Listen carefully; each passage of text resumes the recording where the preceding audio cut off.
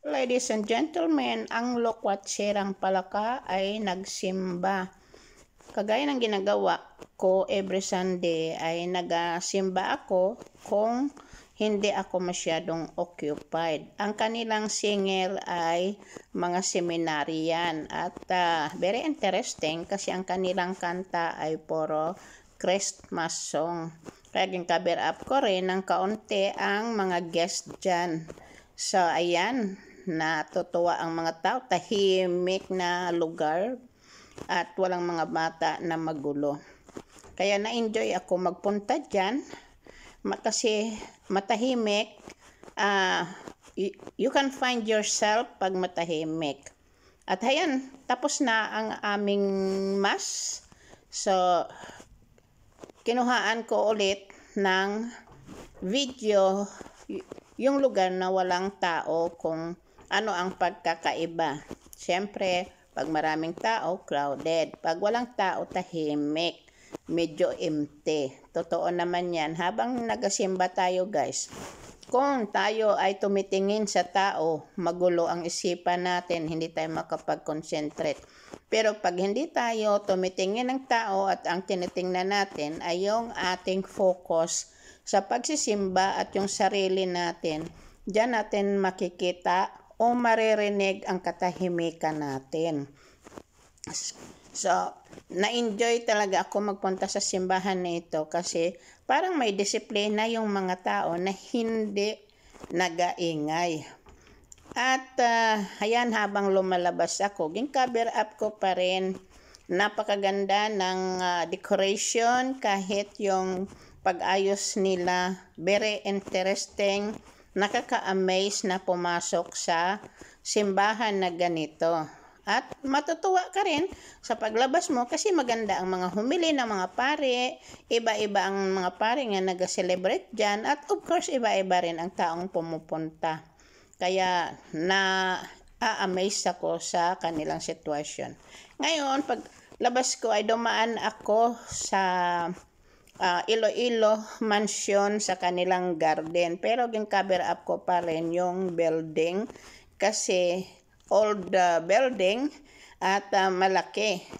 So ayan, habang naglalakad ako sa garden nila sa side ng Iloilo Mansion, nagtitingin-tingin ako kung mayroon akong magustuhan na pagkain. Pero parang wala talaga akong nagustuhan. Pero nagtuloy-tuloy na lang ang pag-cover up ko kasi lalo sa gabi napakaganda ang kanilang mga decoration dyan ngayong Christmas. Pag-araw hindi masyadong makita kasi pinapatay nila yung ilaw. Kasi one time dumaan ako dyan sa sasakyan, nasilip ko yan, ang ganda. So ayan, cover up ko na lang at ng ganda ng building.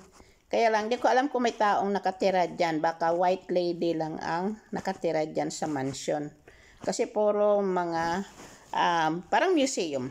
Ngayon, tumawid ako at pumunta sa Mang Inasal. Ang in-order ko ay the same system pa rin, yung solo fiesta na menu at kompleto. Mayroong chicken, mayroong kanin, may barbecue, may lumpia at saka paborito kong palabok. Ayan.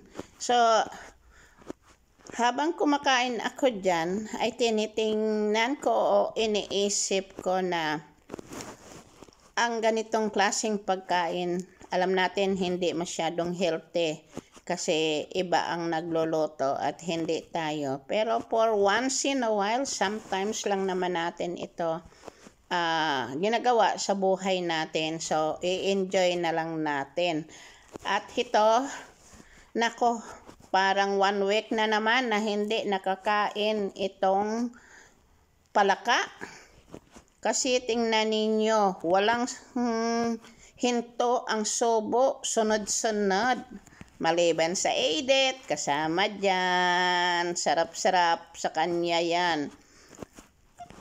Ginatake advantage ito ni palaka dahil nga sa kung wala na siya sa kanyang holiday, hindi na naman niya matikman ito. Ngayon lang niya ginagawa kasi nandito siya sa Pilipinas, holiday daw. Nako.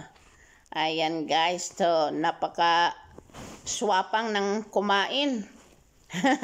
Gina-enjoy lang guys kahit papaano. At of course, maraming salamat sa inyong lahat.